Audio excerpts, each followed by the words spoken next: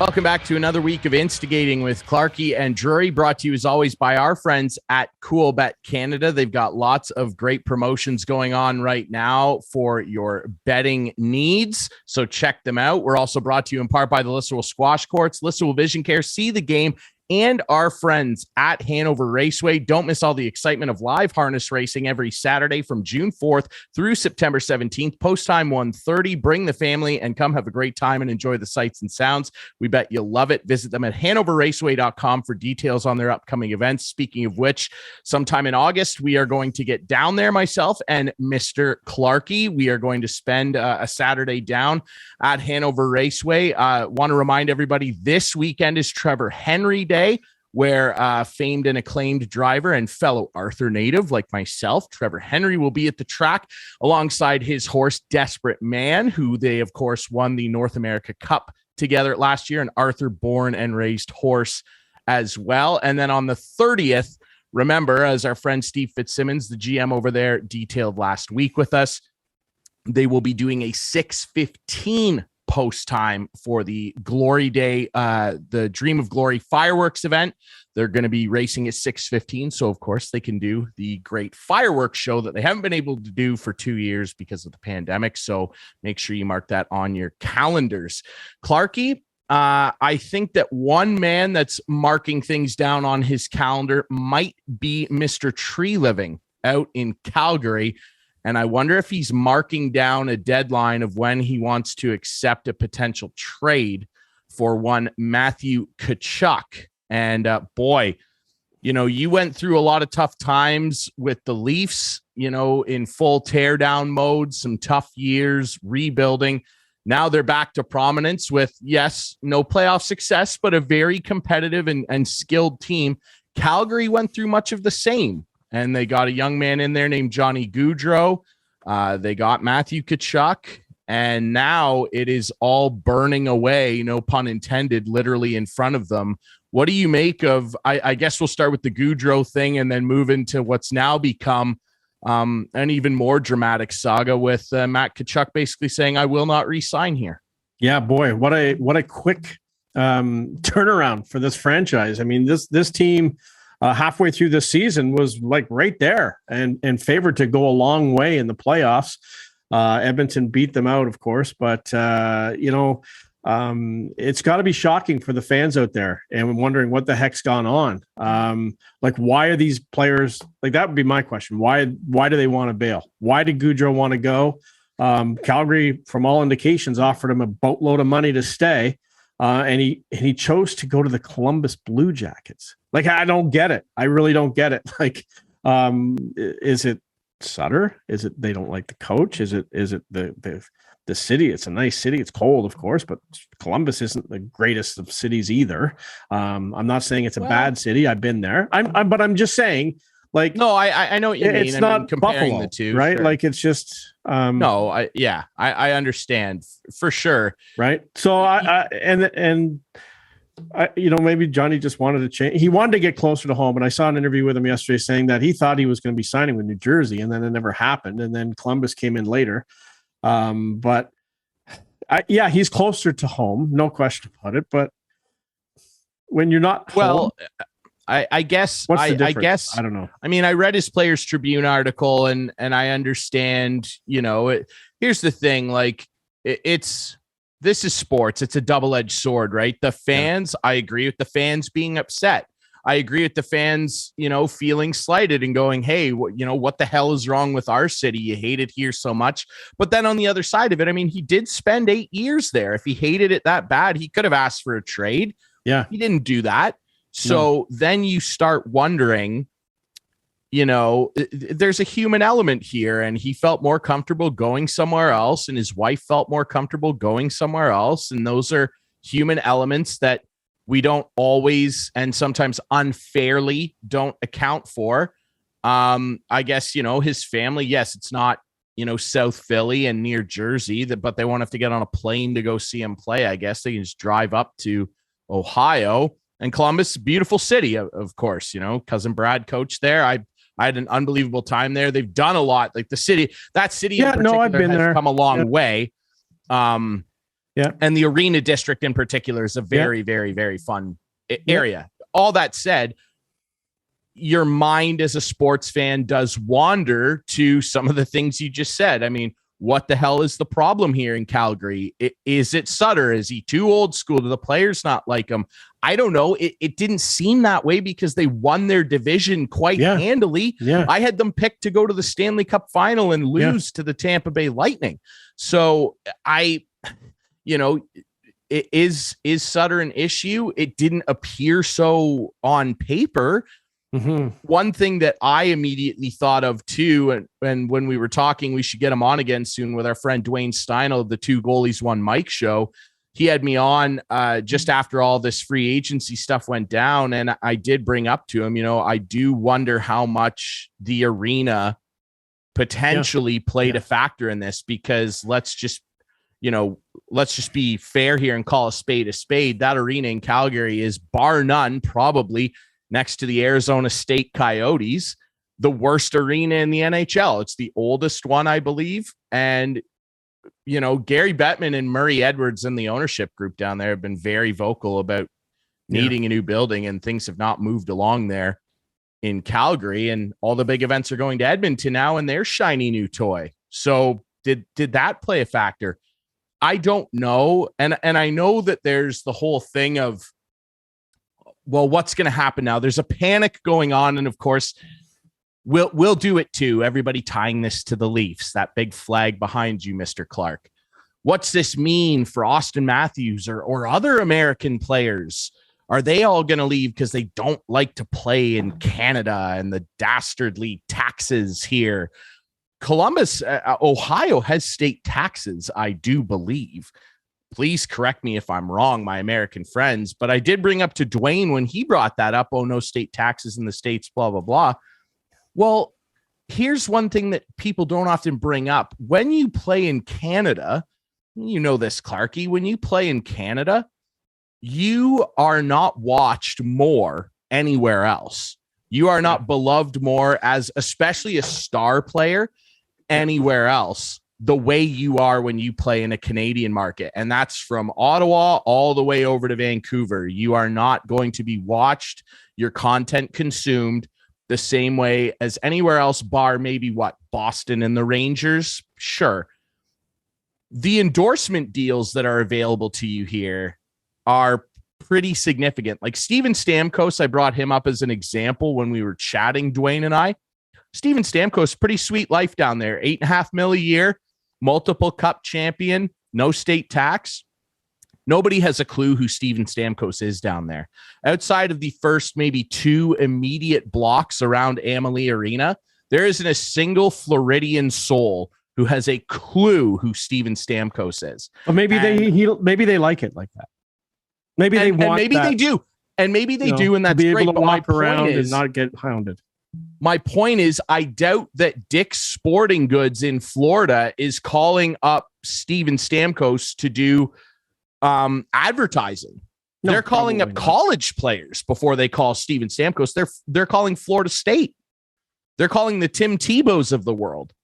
Those guys, people in Florida know. For sure. They don't know who Steven Stamkos is, right? Like Mitch Marner up here, he's all over those Intact insurance ads. Yeah. Him and who was the other guy that was in that with him? I can't remember, but like they were making bank off that. Like there's other opportunities up here to make money. It's not lopsided. For sure there is. And I think it was like Canadian Tire or someone came and said that if Stamkos signed with the Leafs there a couple of years ago, that they were going to get behind him big time. Yeah, they were going to plaster him all over the jumpstart stuff. Yeah. And probably a couple mil right there, Yeah. So there's a trade-off, who knows? You do wonder. I absolutely wonder, and it's too bad for Calgary. I sort of my second team. I like Calgary. My mom was from Calgary, and I always just had a fond place in my heart for Calgary, and I was cheering for them this year after the Leafs exited. But, however, you know what? That's sports, and it's tough. Yeah, it's tough, and. Will it happen in Toronto? And well, let's finish off the Calgary story, because now Matthew Tkachuk has asked or has told the Flames that he's not going to re-sign either. So what does this mean? Where is he going to go? Is he trying to force a trade? Is he trying to go home to St. Louis? Is he like, what is his, he can't be doing it for the goodness of the team, right? Like, it, as much as it is good for the team to be able to trade a guy and get some assets back, he's got to have an agenda. He wants out. Like, he wants out now. He's like, I'm not going to be there in a year, so why would I want to play there this year? But it's putting some pressure on the team for sure. No, absolutely. Well, the goodness is that they're going to get some assets back for this guy, sure, right? And not just let him walk like Gaudreau did, not get anything back. That's the bare minimum. Yeah, it's the bare minimum for sure. But I mean, they're not going to get back Matthew Tkachuk, and that's the problem. They're already out Gaudreau, and now they're going to lose Tkachuk. That's the heart of their team. Now they still have some good players there. Sure. Okay, so let me ask you this: if you're the Calgary Flames, who are you asking from the Maple Leafs for Matthew Tkachuk? I mean, if you want to play this fake scenario, I do. I want to know. I'll indulge you. Thank you. I'll indulge you. Thank you. We got an hour to kill. We might as well kill it a couple minutes here. We gotta make sense of it cap wise too. I mean, like, the first guy you're talking about is probably Mitch Marner.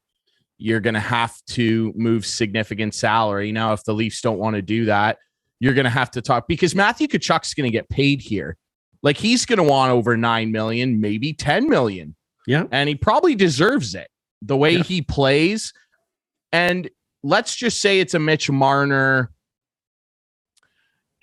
Honestly, they're two players that I think in terms of value as scoring threats are probably on par. Most would probably say Mitch Marner is a better point generator and has shown himself to be than Matthew Tkachuk, even though Tkachuk's coming off a career 104-point season. So it's probably Marner and not much else if it's Marner, right?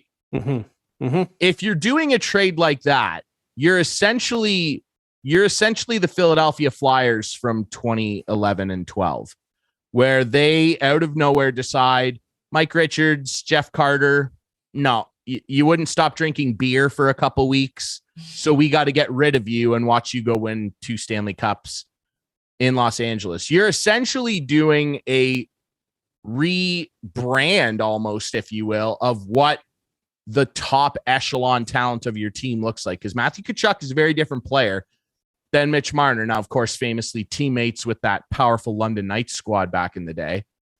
And but wouldn't you say with Auston Matthews, but he's more of a guy that the Leafs need right now?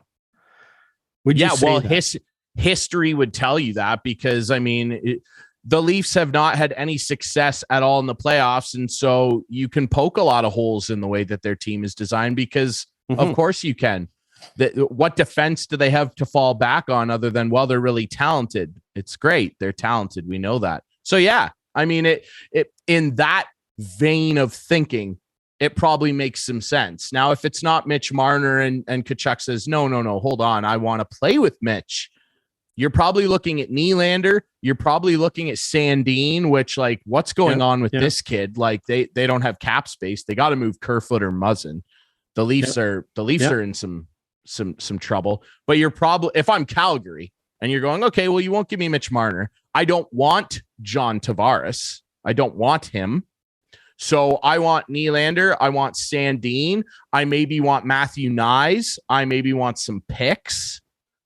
That's probably, and for people going, hold on, that's ridiculous. Well, that's probably what I'm asking for. That's absolutely. what I'm asking and I for. don't think it's ridiculous. I really don't. I don't think it's ridiculous either. And for the record, I would do either of those trades. Okay. And I'm sure other Leaf I would do either. Too. Here's my weird thing. Something has to give, right? Something does have to give. Here's my weird thing, though, and I'll say this quickly, and I'm not trying to like jab it at Leaf fans. Maybe I am actually a small section of them.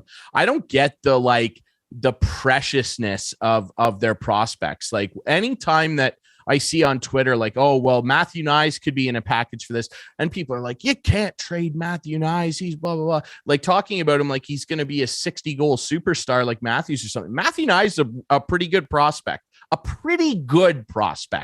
and and shame on me if he ends up turning into some sort of superstar. I don't see it. I don't know what everybody is so precious about with Matthew Nyes. I like the prospects on my team too. If some team calls up the Capitals and says, we'll give you an incredible upgrade at D for Connor McMichael and Hendrix Lapierre, I don't want to see those two young guys go. But if you're telling me I'm going to get a significant defenseman back and it's going to help Ovi chase a cup, like, I don't know what and the Leafs have had zero playoff success. Like, everything is on the table, in my opinion, bar Matthews, really. Like, who, like, there's, and Riley, I guess, because he's a good soldier and on a pretty decent cap hit. Like, outside of those two guys, if somebody offered Toronto something where it would either change the dynamic of their team or significantly upgrade something and free up some money even, I do it. I don't care if Matthew Nyes is involved. Would you like to hold on to him? Sure. But like, I don't get the preciousness that Leaf fans have with some of these prospects. It's like, okay, you got to spend to get. Now, if you're going to go the Philly route and completely just change out, because remember, Philly, what all did they get back there? They got like Jake Voracek, Wayne Simmons, like a bunch of pieces there. It did not work out. It did not work out for them. So change for the sake of change isn't always good. But I would agree with you that the Leafs, what else is there? They have a flat cap. They can't exactly go sign people that are big difference makers. No. Nicholas Obey-Kubel be damned. But I mean, like, they can't go sign Nazem Kadri. They can't go sign John Klingberg. They can't. And so the route to any form of change with this roster is trades. So you got to be careful what kind of trades you make, right? But I mean, for sure you got to be careful. But at some point, like, something you got to look at the results in the playoffs and say something's wrong. Something's wrong. Something's clearly like wrong. As much as I'll defend them that they played a heck of a team in the first round of the playoffs who made it all the way to the end, which I still think is soft. That's such a soft thing. Oh, they played a heck of a team. They're supposed to be a heck of a team. Yeah, I know, Ryan. I know, Ryan. But I don't know. But I'm also saying that there was a lot of other teams a lot worse than Tampa Bay who played teams a lot worse than Toronto in the first round. So I get it. Sure. Well, yeah, sure. Absolutely. Do you think with your shiny new minty goalie toy, Ilya Samsonov, that they would have beat the Capitals in 4? I don't think they would have. I think the Capitals probably would have pushed them to 6. I'll be so I'll have the gall to say that I think the Caps would beat them. And why shouldn't I be able to say that? The Leafs have never proven they can beat anybody. They couldn't beat Montreal. They couldn't beat Columbus to get into the playoffs. Let's not forget that. They didn't make the playoffs in 2020. I'm not disputing that. All I'm saying is it's that fine line between, okay, we failed again in the first round, but we played a team that made it to 7 games in the Stanley Cup final and lost to them in 7 games. So where do we fit? Ryan, I'm not saying that they deserve anything for that. All I'm saying is, conceivably, they're still the top 5 in the NHL. Could be. In the regular season, yes. I don't see how they aren't. Too much scoring talent. They can score. The Leafs can score. Like, there's absolutely no doubt about that. And the analytics would tell you that they can defend. Like, top 5, I believe they were 4th last year in high danger shot suppression. So if you want to get into the fancy stats, I know those ones too. You could say, hey, they defend pretty well too. It's the thing that is the Leafs' Achilles here is those key moments where they need something big to happen when the other team that they're playing in a do or die situation shoves all their chips into the middle and go all in, and the Leafs come up with a 7-2 offsuit. As I said, after puts down rocket aces. As I said after Game 5, they're jinxed, and something's got to give. They are. The hockey gods are against them. Feel that way. Something's got to give. And if it's getting Matthew Tkachuk, and you better sign him before you trade for him, you better get an extension in place. You'd have to. Then let's go. Let's do it. Who do you want? Marner? Done. Nylander? Sandin? Nyes? Done. Let's go. Let's move. Let's try something. Now, the question are we going to regret it? Maybe. got to try. Yeah, most I think would say after the Montreal year that it was time to change something. Yeah, now another year's gone by. I know. Now another year's gone by, and Dubas is still there, and he's sticking with this Band-Aid patchwork. I know. And again, I keep going back, and I know you're going to think I'm going insane by keep saying this, but if they had have played Pittsburgh in the first round, if they had have played Washington in the first round, if they had have played the Rangers in the first round, if they had have played a handful of teams in the first round and lost, the heads would have rolled. But I think they've convinced. I think that's so lame. Okay, that's fine. But I think they've convinced the board. Look what happened. Tampa is an unbelievable team. We took them to 7 games, and that's the only reason Dubas still has a job, in my mind. Is that right? I don't know if that's right, man. I don't know. But I think that's what happened. My gut agrees with you. I agree with you. I think that because it's this super special Tampa Bay Lightning that they gave them one more break. I do feel that way. Is that right? We're wrong. I don't know. It's not right. I don't think it is right because here's the thing. You can only go so long with constantly losing to teams. And I don't care what team it is. Columbus, Boston twice. I don't even really count Washington. That was their first year back in the playoffs. But put it in there. It's part of the history. They lost in the first round. Tampa, Montreal, all of it. Like how many times, how many excuses can we come up with if they get in the playoffs next year and say they finish like 3rd or 4th in the division, or God forbid, the goaltending's bad enough that they just squeak in as a wild card team, and they play Tampa or whoever finishes first next year. Yeah. Is that an excuse too? The team we played had 10 more points than us. There's no more excuses. And we were close. 100%. This team, and we got respect in the handshake line, especially 2 years running. Yeah, especially with Dubas putting all his eggs in this basket of Samsonov and Murray. Washington There's fired. There's no way he survives if they don't win a round. There's no way. I agree. We'll take a quick break. When we come back, we got to talk about this Auston Matthews noise because, of course, Matthew Tkachuk wants out. I feel like he'll want to go home to St. Louis.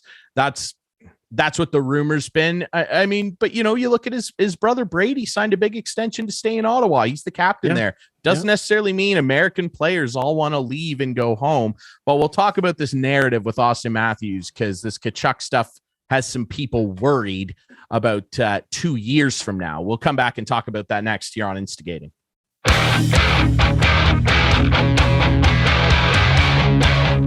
Welcome back to Instigating with Clarkey and Drury, brought to you by Coolbet Canada, the Listowel Squash Courts, Listowel Vision Care, See the Game, and our friends at Hanover Raceway. Ryan Drury alongside Mr. Chris Clark. And Clarkey looking sharp in the Dominican hat. Love it.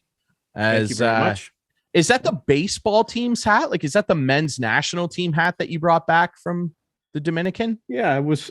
I was watching a tournament between Americans and Dominicans in slow pitch down at the resort I was at. Yes. And I traded a guy my Leaf hat for this hat. I can't believe you gave away a Leaf hat. Dude, I can't believe I as you know, I have about 80 of them. So I know you got one. I like this hat. It's kind of nice. It's a great hat, man. Like, no doubt about it. It's a really good hat. Yeah. Put it back on. You're getting a little gray up top, bud. Not just Oh, whoa. All right. Let's talk a little bit now about this Auston Matthews thing, because of course, like, everything's tied to the Leafs, which some people find annoying. I find it fun. It's just good conversation. Mostly because people like to poke fun at them, right? Well, yeah, I think it is stupid. We've talked about this so many times before, and I'll reiterate what I've said every time. Matthew Tkachuk, he wants out. Johnny Gaudreau wants out.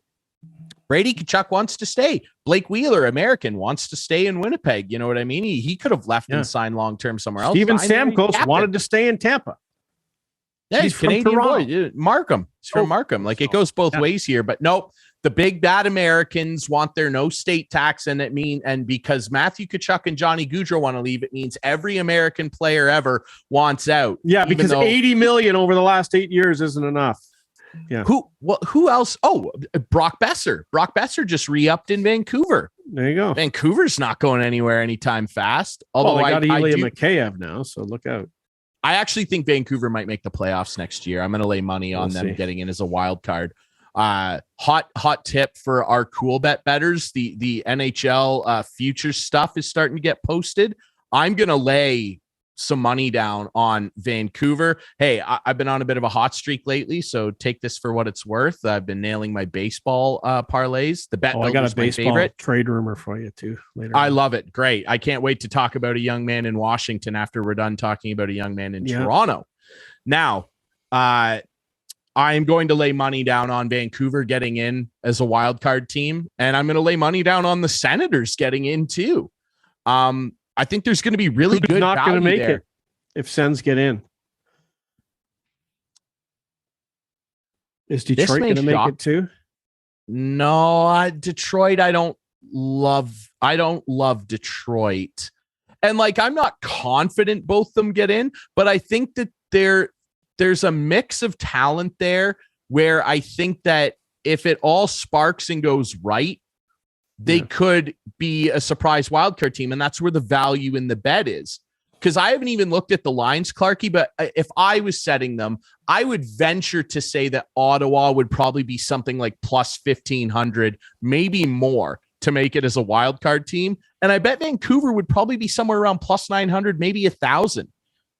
That's a decent value bet to throw $5, $10 on, and I'm going to do it. And if one of them makes me money, I'm pretty happy. And if they don't, well, I spent $10 and I came up short. Big deal. That's my thinking there. Honestly, you want a hot take? I think Florida might miss the playoffs next year. Wow. Yeah, I think Florida might miss the playoffs. So anyway, let's talk about Auston Matthews, because his American compatriots, at least some of them, let's not talk long because this is ridiculous. But been fleeing, and so now there's worry. Even our buddy Carlo Koliakovo is worried that if the Leafs keep losing anyway in the first or maybe even second round over the next couple of years, why would Auston Matthews want to stay? Why would he want to stay in Toronto and lose again in the first round? Fair question. It is a fair question. I mean, Ovechkin stayed. Stamkos stayed. Yeah, he couldn't have gone home to play for his hometown team. Stamkos got swept. Yeah, in the first round by Columbus. Could have cried about it and came home. I don't know. But why? But will Auston Matthews leave? I think that this narrative is so ridiculous, and this whole thing. I get some guys when the opportunity comes up, and if the competitiveness is lining up as well, coming home is enticing. Like John Tavares, he saw where the Leafs were going. He saw this young cadre of talent and said, wow, it would be really cool to go home and play for the Maple Leafs. And God forbid, I'm even the captain now. Like, sometimes it lines up and that's really cool. Playing at home it must be really neat. It really is. Mike Trout continues to languish in baseball hell known as the LA Angels organization, alongside one of the most unbelievable sport talents we have ever seen in Shohei Ohtani, who won the ESPY for best male athlete and baseball player. He's from New Jersey. He's not calling the Yankees going, get me out of here. Mm-hmm. He's like, I'm staying in LA. I like it here for some reason. The weather's all that's keeping him there because the baseball team isn't. Yeah, but let's be honest. The weather's nice in New York, too, in the summertime. Like, it's hot in LA. It gets cool at night. If we're talking about baseball, yes. But my point he probably is, goes home in the not summer, everybody. He probably 100% he does. I know he does. I watched the doc on him. Yeah. My point is, not every big athlete has to play next door to mom's house. No, I agree. And Auston Matthews is not leaving Toronto. I don't care if Toronto misses the playoffs for the next 2 years.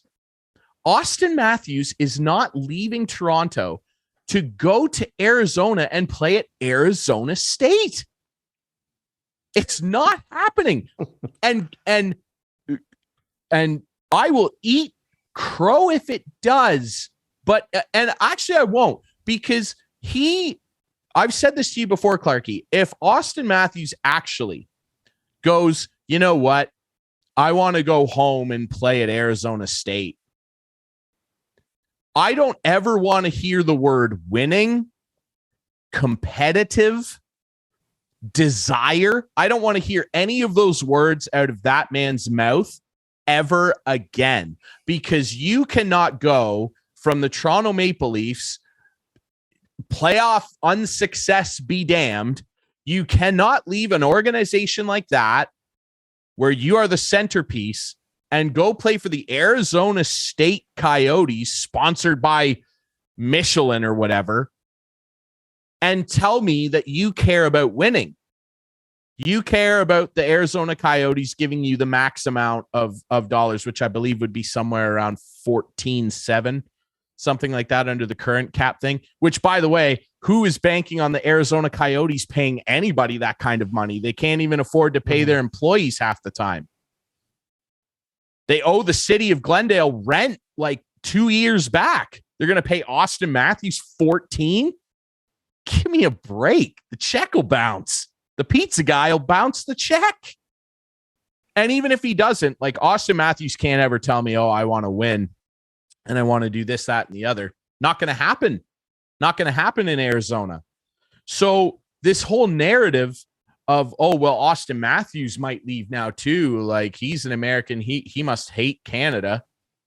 It's just not true. He is the crown jewel in the NHL's probably most supported and most maligned franchise. And the crown he wears may have rust on it, but if he ever wins there, they'll rename every street in downtown Toronto after Matthews. Every street will be Matthews Avenue. Every single one.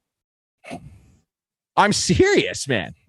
And they'd be just, I think it would have to be Matthews Crescent, Matthews Road, Matthews Street. They couldn't name them all the same. Yeah, exactly. Like, this is the type of angst but glory at the end of that Street. Angst. Miracle on 34th Street. Yeah, that's what we're talking about, man. That's the type of signs that would be at the parade that would last a month.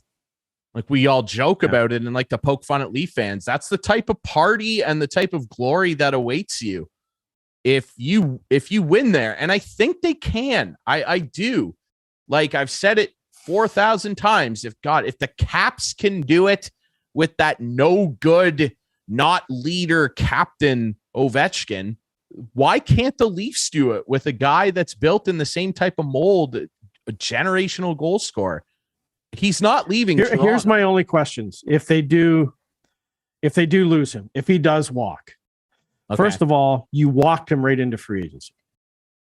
Like, you signed a deal and you walked him right into our UFA. But that was his decision. Whose decision? It was Matthews' decision, and here's why. But the Leafs could have offered him 1 year less. I think he wanted the opportunity to get more money down the road, and the John Tavares deal, Tavares deal with the flat cap, locked it up. But of course he wanted to walk right into being a UFA. Of course he did. Like, they're not because then he has more leverage. Absolutely. There's no question about it. And he's going, well, if Kyle's still here, he's a lightweight in negotiations. He is. All these guys, bar Matthews, are making too much money. That aside, I don't disagree. And the biggest mistake, and I know what that's you'll his say, thinking, but the biggest mistake was signing Nylander and not letting him sit for a season. Because if you had dug in your heels back then, it would have sent a message to the other guys, in my mind. But no, you caved. And the Nylander deal wasn't that bad, but you still caved. And it's really good now, like, based on his sheer production. We don't need to dig up old graves and talk about his effort level chasing pucks and whatever. But production-wise, very good contract. Like, very good contract.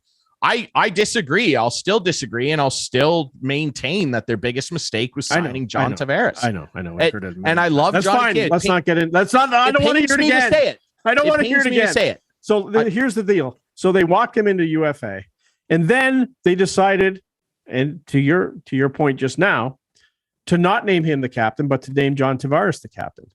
Could that have upset Matthews? Who knows? I don't know.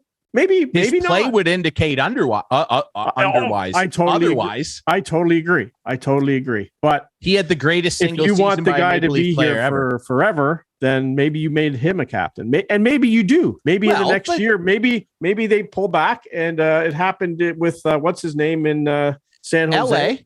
LA. Wasn't San Jose too? Yep. They stripped it from Marlowe and gave it to Thornton. Then they did it again. They took it from Joe and gave it to other Joe. Right. And now all three of them are gone. Yeah. But, so that could happen. They did it in LA too, maybe it was right? a transition. And maybe they said, listen, we want John to be the guy now. He's got the experience. But Clarkey, but you're going to become the captain. You know, and I know that the reason why they did not name him captain is because at the time that they had acquired Tavares, the whole thing came out about him being a pretty naughty boy down home and showing his rear end to that security guard. That is why, because the trend would suggest, of course, but they could have waited a little bit and still named Landeskog, Taves, Ovi. But remember, they went a year or two without a captain, so they could have went another year and then just, let Matthews just. I think they got back into a PR corner, which is not the Leafs' fault. I know, but what I'm saying and they were like, "Well, John Tavares." They could have just waited. But it would have been weird having we just signed this crown jewel hometown boy. Tavares was the assistant captain the first year he was here. He wasn't the captain right off the bat.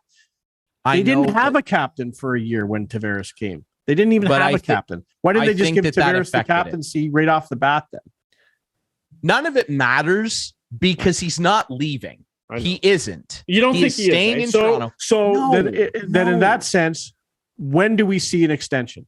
Before the end of the season? Next summer. I think next summer because I think that would be in the same position right now that Tkachuk's in now with 1 year left. Yeah, because you can sign a deal with 1 year left. Yep. McKinnon's going to get one next summer. So I think that the Leaf front office is going to want to put any of these worries to bed quickly. I wouldn't be surprised if they were talking to him right now about next summer. Hey, what kind of numbers are we looking at? You said an unbelievable season. You do it again. I mean, he's probably looking at something like 13, right? Yeah.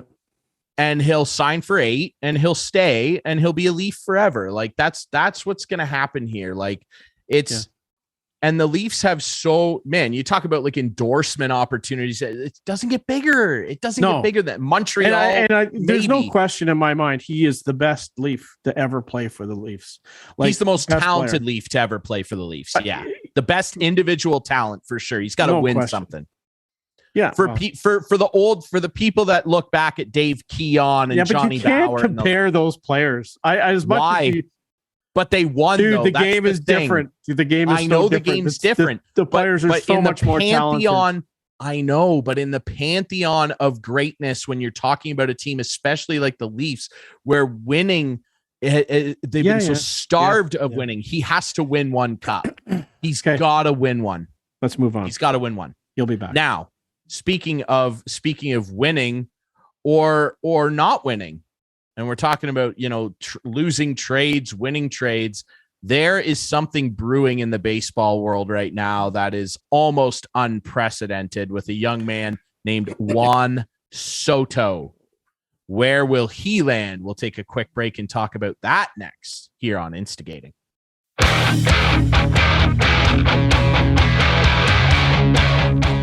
Back to wrap things up here on Instigating with Clarkey and Drury. I am Drury. That's Clarkey. Brought to you as always by our friends at Coolbet Canada, the Listowel Squash Courts, Listowel Vision Care, See the Game, and our friends over at Hanover Raceway. Remember, this Saturday, the 23rd, they are hosting Trevor Henry Day.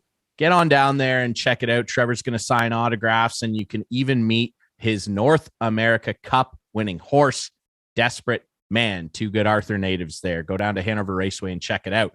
All right, Clarkey, something else getting checked out right now, and it is probably the biggest story in North American sports right now, next to, what's going on with Hockey Canada here, which we're going to try and work on something to dig into that next week. I will say I'm like ashamed of that this is where we are, where they're setting aside registration fees to pay off sexual assault claims. It's a joke. And whoever these players are that were involved with this, they got to go to prison. Like, enough's enough here. This is a joke. I'm sick and tired of people paying people off and getting away with heinous crimes. That's all I'll say for now. We're working on trying to get somebody on who can comment further on this. Let's talk about Juan Soto.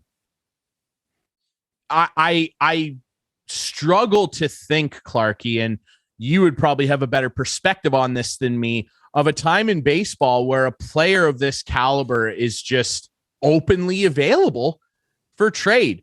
Now, Juan Soto is, if you look at his numbers, he's 23. He is putting up numbers that are so historically insane as a hitter in terms of power, on base percentage, walk rate, doing the Soto shuffle. I love it. It's incredible. His weighted runs created plus, he sits behind only like 7 guys ever. And we're talking about like Ted Williams, Mickey Mantle, Hank Aaron. Like, he is putting himself so far in the pantheon of unreachable almost greatness. And he wants out. Although his interview at the All-Star game would indicate maybe not. He says he loves Washington and wants to stay, and that he's upset that the front office has made all this so public. Now, Scott Boras is his agent, and we all know what Scott Boras is about. He is the power agent of sports agents. They want $500 million. He's turned down a 15-year, $440 deal. Would have paid him $29 million annually. They want him making Mike Trout money. Mike Trout, of course, making $35.3 a year, I believe. Max Scherzer making over $40 to pitch for the Mets this year. That's the echelon of annual average salary that they want for this guy. And as insane as it all sounds to the layperson and the average working Joe Six-Pack over here, turning down $440 million sounds insane. But in the spec on a macro level, Clarkey, but on a micro level, he's probably worth it. He probably is worth $500 million. And I do wonder if you can, A, think of a time where a star of this caliber was just openly and readily available to acquire, and B, what you think is going to happen here with Juan Soto. Like, can the Jays realistically do it? I think maybe they could. Well, they probably could, but I have to go back in the memory banks a long time to remember anything like this, where a guy didn't seem to want to stay in a city and was offered a lot of money to stay. And you know what? Like, it's not baseball world, but it reminds me, and this guy never played there, but the Eric Lindros situation in Quebec, where it was open that's a bids. good one. Right? It was open bids for this guy. The Leafs were in on it. The Rangers were in on it. And the Flyers were in on it. And we all knew it. He obviously wouldn't put on the Quebec jersey. He didn't want any part of them, and was traded. But when you just said, remember any player like that in the past, that's the first person I came up with. I agree. Like, why is this all so public? Like, it's the team probably saying, like, how much does this guy want? Like, how greedy do you have to be? Like, it's not about the money now. It's being the king of the castle. That's what it's about. It's not about the money, right? It's about saying that I'm the top paid player in baseball or whatever. That's what it's about.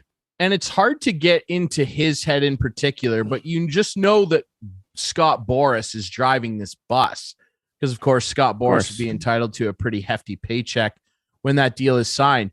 I do wonder almost, like, is the sports agent kind of starting to get near a point, and this probably isn't even a new argument, but is it getting almost to a point where they're kind of ruining sports? Yes, of course they are. Because, like, we can't relate to this. And you know who pays for it in the end, Ryan? The fans pay for it. Everyone pays for it, not just the fans. Jersey because sales. What happens is, but I'm just saying, to pay for that, the teams will have to charge a lot more for advertising in stadium or on TV or whatever.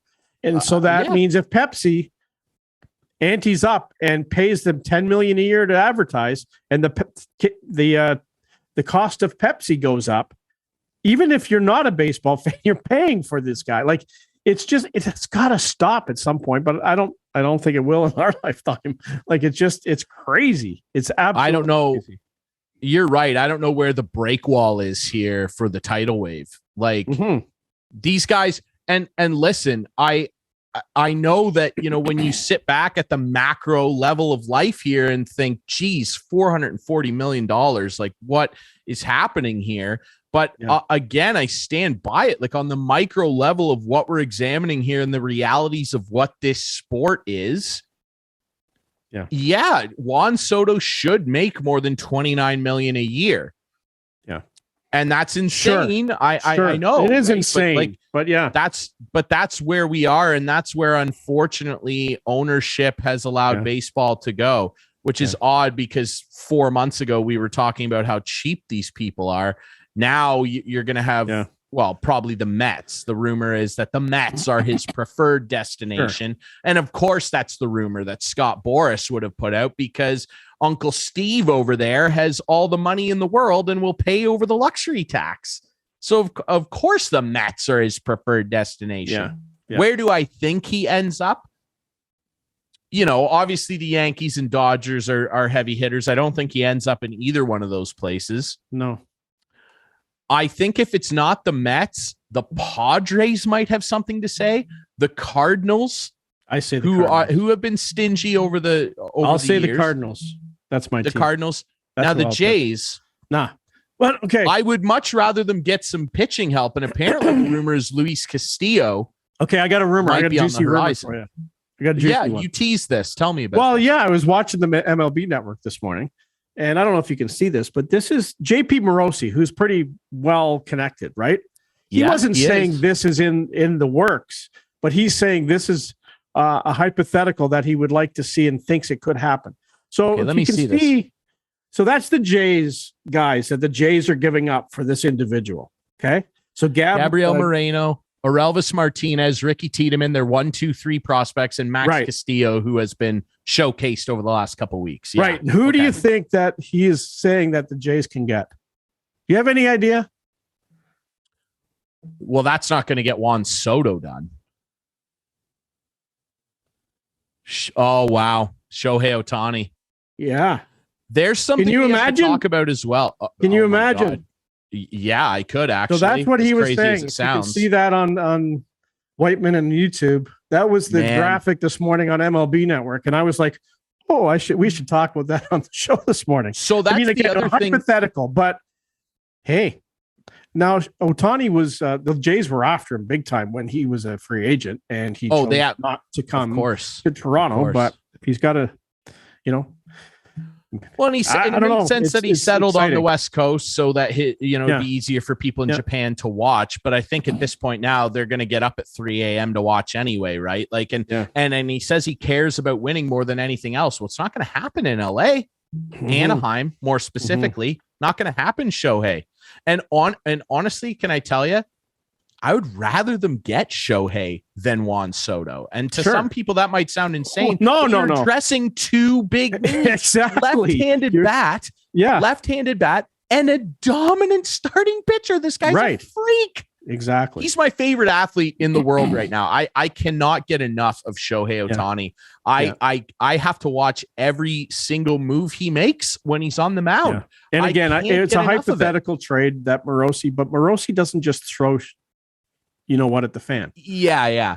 He doesn't. I understand. And it might take more than that, maybe a little more. And honestly, you do it. And if it's Soto, you're probably looking at least 2 of those top 3 guys. You're probably looking at Moreno, Tiedemann, and then you're probably going to have to trade Washington some roster players. You're looking at Lourdes Gurriel Jr. You're looking at probably Kevin Biggio. You're probably looking at a pitcher. You're probably throwing Nate Pearson in there to see if he can be a reclamation project as an add-in. Now, let's remember here, it's worth mentioning, the Nationals are desperate to get out of paying Patrick Corbin the rest of his money. So the rumor is that they'd be willing to take a little less in the Soto deal if the team acquiring would take on Corbin all cash. The Jays could do that. The Padres could do that. The Cardinals could do that. But that right there is the other thing we have to talk about, this swirling story. There's some great reports out of LA, what to do with Shohei. And it's probably in the Angels' best interest. He's got a year and a half left. They're not going to win with trade him. Yeah. To trade him and trade him now. Yeah. Yeah. The value of 2 potential playoff runs. And I'm going to tell you what, as we, approach the end of the show, I would rather have Shohei than Juan Soto. And if that happens, if the Jays acquire Shohei Ohtani, I'm going to be permanently frozen in like Joker smile for the rest of the year. I'll have to fix my face. If Shohei Ohtani's a Blue Jay, I will lose my mind. That'll be the most significant acquisition in Toronto sports history. Seriously, it will. Bigger than Dougie, bigger than Tulowitzki and Price, and bigger than Kawhi. And I know that might be crazy to say because Kawhi won. This is Shohei. We're talking about modern day Babe Ruth here, which Kawhi is not. It'd be the biggest thing ever to happen to Toronto sports. And I endorse it.